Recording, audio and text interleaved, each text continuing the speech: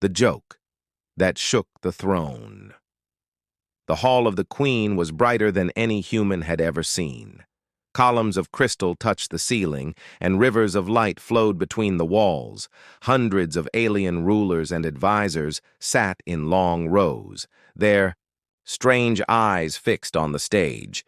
This was not just a meeting. This was the first time humanity was invited into the heart of the Galactic Council. The human delegation walked forward slowly.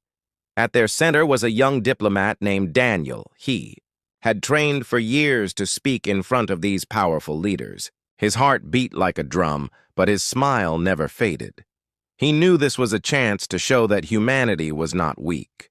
He wanted to prove humans could stand as equals. The Queen of Aeloria sat on her golden throne. She was tall, with silver skin that shimmered like water. Her crown floated above her head, glowing with quiet fire. Her eyes were sharp, calm, and proud. Every movement of her hand was followed by silence. Every breath seemed like a command. When Daniel reached the center, the air felt heavy. Aliens from 100 species whispered to each other.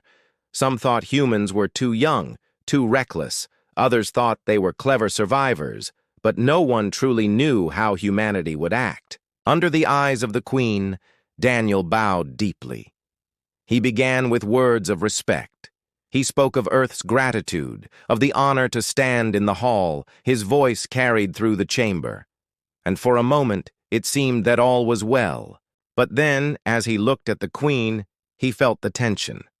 The air was thick, the silence too sharp.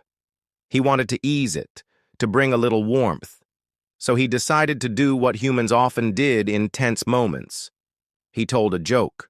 The words were simple. A light story about two engineers arguing over how to fix a ship engine with tape and glue. On Earth, it was harmless. In the room, some humans chuckled softly, but the queen's face did not move. Her silver eyes narrowed ever so slightly. The hall went cold. For a long second, no one breathed. Then whispers spread like fire through dry grass. Did the human just mock the queen? One alien hissed. Did he compare the great throne to broken machines? Another spat. The guards near the throne stepped forward, their armor shining. Blades of light appeared in their hands. Daniel's smile faded as he realized something had gone terribly wrong. The queen's voice cut through the hall. Slow, deep, each word like a bell. You speak of broken things before my throne? Her eyes locked on Daniel. To laugh in my court, is this your way of showing respect? Daniel froze. He wanted to explain. He wanted to say it was just humor, just human habit.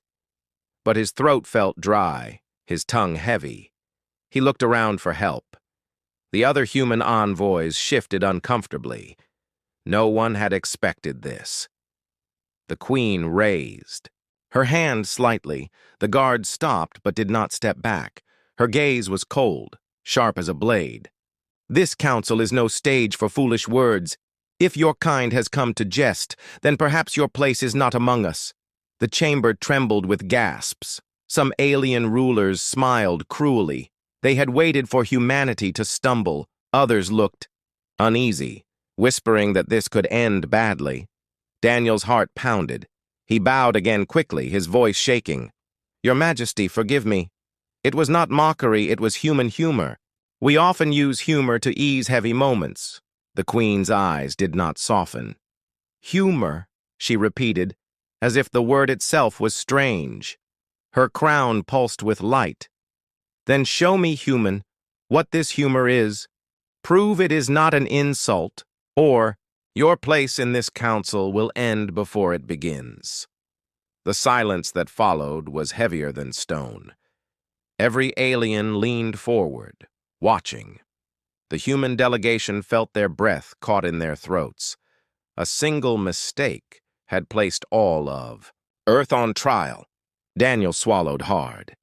His joke had shaken the throne, and now the fate of humanity rested on a test he had never prepared for. The queen leaned back in her throne, her voice echoing like thunder. Show me, or be cast into the shadows of exile. And With that, the first meeting of humanity with the Queen became a trial of laughter.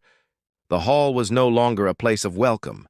It was a stage where one wrong word could decide the future of Earth.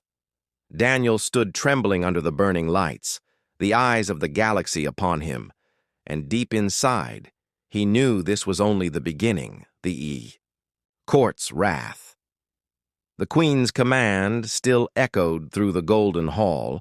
Every alien present leaned forward, their faces hard and curious. The human delegation stood frozen, unsure if a single word might save them or destroy them. Daniel's hands shook at his side, his throat dry, his mind racing. He had thought a small joke could show humanity's warmth. Instead, it had turned into an open wound in front of the galaxy's most powerful monarch. The Queen lifted her hand slightly, and the chamber fell silent. Her voice carried like cold fire. Humanity has mocked my throne. The Council must decide if this species is worthy to remain among us. Gasps moved across the chamber. Some aliens whispered eagerly, their voices sharp with satisfaction. The proud Zorathian chancellor, whose race had ruled the stars for 1,000 years, rose from his seat, his scaled face twisted into a smirk. He had always opposed Earth's entry into the Council. Now he saw his chance, Your Majesty. The Zorathian's voice rumbled. These humans carry reckless hearts. They speak foolishly where silence is demanded. They laugh when reverence is required. If they cannot honor your throne, how can they honor our laws? Many rulers nodded. Old powers that had fought wars and carved empires across the stars. They looked at humans not as equals but as children. And Daniel's mistake seemed to prove their suspicion. But not all voices were against humanity. From the far end of the chamber, a softer voice spoke. The envoy of the Miralan, a quiet race of scholars, lifted her crystal hands. Majesty, she said calmly, perhaps their words were not insult but ignorance. Perhaps we must understand their ways before casting judgment. The Queen's silver eyes turned toward her. For a moment, the hall seemed less tense, but the Zorathian struck again, his voice thunderous. Ignorance is no excuse. A crown mocked is a crown weakened. If we forgive this, we invite chaos into the Council. The guards at the Queen's side moved closer to Daniel. Their weapons glowed faintly. Daniel's pulse hammered in his chest. One wrong breath, and the entire delegation might be erased. He bowed deeply again, forcing words through trembling lips. Your Majesty, we meant no harm. Humor is not insult. To us, it is survival. The Queen tilted her head. Her silver skin gleamed beneath the chamber lights. Survival?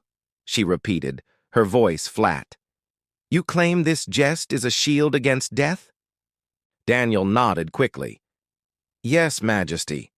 Our people laugh in pain, in fear, even in despair. We do not laugh to wound. We laugh to endure. It is not disrespect. It is the human way of standing tall when all else fails. The Queen's eyes narrowed. For the first time, there was a flicker of interest, yet her voice remained cold. Then show us this survival. Show me your humor. Prove that it is more than mockery. For if you fail, the humans will leave this chamber in shame, and Earth will never sit among the stars again. The hall stirred with excitement. Aliens leaned closer, hungry to witness this trial. Some wanted humans to fail. Others wanted to see what strange thing they might reveal. Daniel felt his knees weaken. He had been trained in diplomacy, in careful words, but not in standing before the galaxy to perform laughter. Behind him, one of his fellow envoys whispered urgently, Daniel, you must do something. You cannot let silence be our answer. Daniel closed his eyes for a moment. Memories of Earth rushed through his mind. Crowded rooms where families laughed despite hunger. Children telling jokes during blackouts in war. Soldiers smiling through tears after loss. Yes, humor was survival. But how could he explain that to beings who had never known laughter? The queen's crown pulsed with sharp light. "Enough hesitation," she said, her voice firm. "Bring your humor to this court. If it is true, then let the galaxy witness it." The chamber filled with tension so deep it felt alive. The guards stood ready, the rulers whispered. Daniel knew he had no escape. He would have to place all of humanity's dignity on the line. A single joke had shaken the throne. Now an entire world waited to see if laughter could save them. And as he lifted his head, the eyes of the queen pierced through him. Cold, demanding, and unblinking, Daniel realized the truth. This was not only about the joke. This was a trial of whether humans could ever belong in this council. And the next words from his lips would decide the fate of Earth.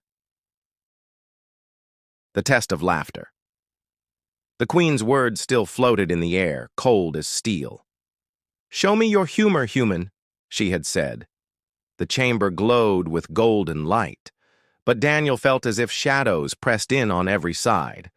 The fate of Earth now rested on something he had never imagined, making a galaxy laugh. He stood silent for a moment. Hundreds of alien eyes fixed on him, sharp, unblinking. Some eyes glowed, some shimmered like mirrors, some burned with quiet flames. He could feel the weight of ancient empires pressing against his chest. If he failed, humanity would not just lose respect. They would lose their place among the stars. Daniel forced his legs to move. He raised his hands slightly and spoke, "Majesty, noble rulers, humor is not just play for us.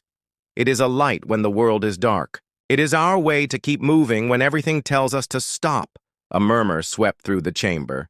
The queen tilted her head, her crown pulsing softly. "Then let me see this light," she said, her voice cutting like ice. "Do not speak of it, show it." Daniel felt his heart pound like war drums. He knew he could not do this alone. He glanced back at his team. One of the envoys, a woman named Elena, stepped forward. Her eyes met his, calm but firm. "Let me help," she whispered, before he could object. She activated a small device on her wrist. A shimmering hologram appeared in the air, projecting a memory from Earth. The chamber filled with the image of a crowded shelter during a storm. Children huddled together, frightened by thunder shaking the walls. In the corner, a tired soldier took off his helmet. He pulled funny faces, crossed his eyes, and told silly riddles. The children laughed, their fear slowly fading. The image showed how humor turned despair into courage. Gasps filled the chamber. Aliens shifted in their seats, confused, curious. Some whispered, "They laugh in danger?" Others frowned, unable to understand. The queen's eyes did not move. Her face was still unreadable. Daniel spoke quickly, his voice steadying. "This is what humor means to us. When we are afraid, we laugh. When we lose, we laugh. It is not disrespect, it is survival." But one of the alien rulers slammed his claw on the table. The Zorathian chancellor, his voice thunderous. "Lies! This is weakness wrapped in noise. They laugh because they do not understand fear. They mock because they do not respect power." The hall stirred, tension rising again. The guards shifted, their weapons glowing. The queen's gaze flickered. "Enough," she said, her voice low but powerful. Her eyes turned back to Daniel. "You have shown me an image, but not yourself. If laughter is your weapon, then wield it here. Stand before me and make the court laugh. If even one smile is born, I may believe you, but if you fail, your species will fall into silence." Daniel's mouth went dry. How could he make such beings laugh? They did not know Earth's words, Earth's stories, Earth's pain. He thought quickly. Every joke he had practiced was useless here. But then a thought struck him. Humor was not only about jokes, it was about courage in the face of fear. He straightened his back. He looked directly at the queen, and with trembling hands he acted. He mimicked the very guards standing beside her throne, exaggerating their stiff movements, their heavy armor. He even pretended his weapon was too heavy to carry, stumbling slightly. A ripple of sound moved through the chamber, not laughter, yet, but something close. Curious murmurs, startled gasps. The Zarathian slammed his hand again, furious. This is mockery? He mocks the Queen's guard! But before the guards could react, a soft sound broke the silence. From the back rows, a young alien delegate let out a nervous, awkward laugh. It was small, uncertain, but it was laughter. All eyes turned to him, shocked. The young alien covered his mouth quickly, but it was too late. The Queen had heard. Her silver eyes narrowed. Her voice was soft, almost thoughtful. "One laugh," she said slowly. "Perhaps there is more to this than insult." Daniel's chest tightened. It was not victory, not yet. But it was the first crack in the wall of ice around the Queen. The trial was far from over, and as the chamber buzzed with whispers, Daniel knew the real test had only begun. Misunderstanding grows. The chamber was no longer silent. The single laugh had broken the ice, but it had also cut the air like a blade. Every alien ruler leaned forward, whispering, arguing, judging. Some looked amused, others outraged, and some simply confused. The Queen remained still upon her throne, silver eyes watching every movement. Daniel's heart raced. He had managed to pull one laugh, but it was not enough. The Queen's challenge had been clear. Make the court laugh. One delegate's slip was not a victory. It was only a spark in a storm that could still crush Earth. The Zarathian chancellor rose again, his scales catching the golden light. "Majesty, you see their danger. Even now they mock your guards before your very throne. If you allow this, what will they mock next? You, Majesty. The council itself?" His words found agreement. Several rulers thumped their tables, muttering that humans were reckless. Daniel swallowed hard. His mind screamed at him. Anything he said now could turn into another insult. And yet, silence was worse. He could feel the Queen's patience thinning. Then Elena stepped forward again, her voice calm but sharp. "Majesty, perhaps humor cannot be understood in moments. It must be lived. Allow us to share another memory." The Queen raised an eyebrow. "Another vision? Very well," she said coldly. "Show me, but know this. If I sense even the smallest insult hidden in your laughter, I will order your ship cast from my skies." Elena activated her device once more. A new hologram shimmered above the court. This time, it showed two farmers on Earth, struggling in a flood. Their field was ruined, their home nearly lost. And yet, one farmer slipped in the mud, covered himself in dirt. He laughed, even while standing in his own ruined harvest. Soon his friend laughed too, not because the loss was small, but because laughter was the only strength left to them. The image dissolved into silence. The court did not laugh. They stared, frowning. Some whispered, "They laugh in failure? They laugh in ruin?" To many species, failure was shame. To laugh at it was madness. The Queen's eyes narrowed further. "You find joy in destruction? You mock your own suffering?" Daniel shook his head quickly. "No, Majesty. We do not laugh because we enjoy suffering. We laugh to survive it. When there is nothing left, laughter gives us hope."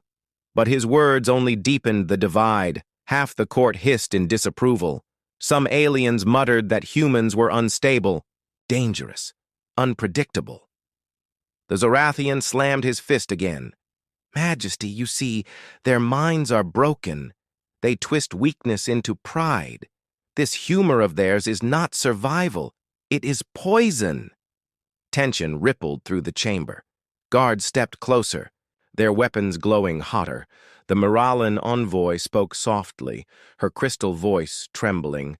"Majesty, perhaps there is wisdom here. Perhaps laughter is not poison, but another kind of strength." But her voice was drowned by shouts from the other rulers. Daniel could feel the walls closing in. Every attempt to explain seemed to turn into misunderstanding. Humor, their greatest comfort, was looking more and more like humanity's downfall. Then, in the middle of the noise, a strange thing happened. A small alien child, an attendant brought by one of the envoys, let out a giggle. It was not at the hologram, not at the humans. It was because the child had been tickled accidentally by its caretaker. But the sound of pure laughter, innocent and free, echoed across the hall. The court froze again. Dozens of rulers turned to look. The queen's eyes flickered. For the first time, her expression shifted, not to amusement, but to something sharper, memory. Her voice, low and steady, cut through the stillness. "I have not heard laughter in this chamber for centuries." She leaned back slowly, her silver crown pulsing like a heartbeat. Her gaze locked on Daniel. "You claim this is survival, then tell me, what is survival worth if it comes with foolish noise? What lesson does laughter teach?" Daniel's chest tightened. He realized the queen was not only asking about humor anymore, she was asking about the meaning of humanity itself. And he knew this misunderstanding was still growing. If he failed to answer, Earth's story in the stars would end here. The queen's memory. The queen's question lingered in the golden hall. "What lesson does laughter teach?" she had asked. Her silver eyes gleamed with a sharpness that pierced deeper than any weapon. The council chamber fell into silence. Again, every ruler leaned closer, waiting.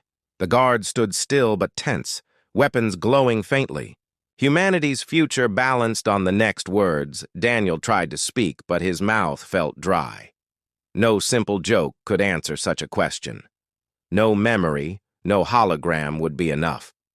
He looked at Elena, who shook her head slightly. They both knew. Words had failed them before. If he spoke the wrong thing now, it would be the end. And then, unexpectedly, a voice rose from the far side of the chamber. It was soft, rough with age, but steady. "I remember when my own people laughed." Gasps echoed. The speaker was an ancient alien scholar, older than most in the hall. He leaned on a staff of stone, his skin wrinkled like dried paper. His kind rarely spoke in these meetings. But now, his voice carried across the chamber with quiet power. He looked at the queen, his old eyes shining. "Majesty, there was a time when the Miralan were not scholars. We were slaves to war, crushed under the weight of stronger empires. Our children, starved, our homes burned, and yet, in the darkest caves when all seemed lost, we told stories, we sang songs, and yes, we laughed. It was not mockery, it was survival. It was our way of saying, we are still alive." The chamber stirred with whispers. Some rulers frowned. Others looked uneasy. The queen's face remained unreadable, but her crown pulsed faintly, once like a heartbeat. The scholar turned toward Daniel. "Perhaps this is what your people mean," he said. "That laughter is not disrespect, but resistance. The sound of a spirit refusing to die." Daniel's heart leapt with hope. He bowed quickly. "Yes, Majesty. That is the truth of it. Humor is not to mock. It is to remind us that we are more than pain. It is the weapon of the weak against despair." But the Zorathian chancellor rose again, furious. His claws scraped against the table, sparks flying. "Majesty, do not be deceived." These humans twist noble words to hide their insult. "Laughter is chaos. It weakens discipline. It poisons order. If you let them spread it, the council will break." The chamber erupted again, voices clashing. Some supported the Zorathian, demanding punishment. Others began to wonder if perhaps laughter was not a weapon but a strength. The queen raised her hand, and silence returned instantly. Her gaze fell on Daniel. For the first time, her expression shifted. Not anger, not pride, but something deeper, older, hidden behind her silver eyes. "I remember," she said slowly, her voice low. "In my youth, before the throne, before the crown. My sister once told me a story that made me laugh. The chamber froze. No one had ever heard the queen speak of laughter. Her voice softened, as if she spoke more to herself than the court. It was a sound that felt strange in my chest, warm, light, alive, and yet. When she was taken from me, I swore never to laugh again, for laughter meant weakness, it meant loss. A quiet sorrow rippled through the hall. Even the Zorathian fell silent. The queen straightened again, her voice regaining its sharpness. You humans speak of survival, but laughter is a memory I buried long ago. Convince me that it is not weakness. Convince me that it is worth remembering. Daniel's chest tightened. This was no longer just a trial. It was something personal.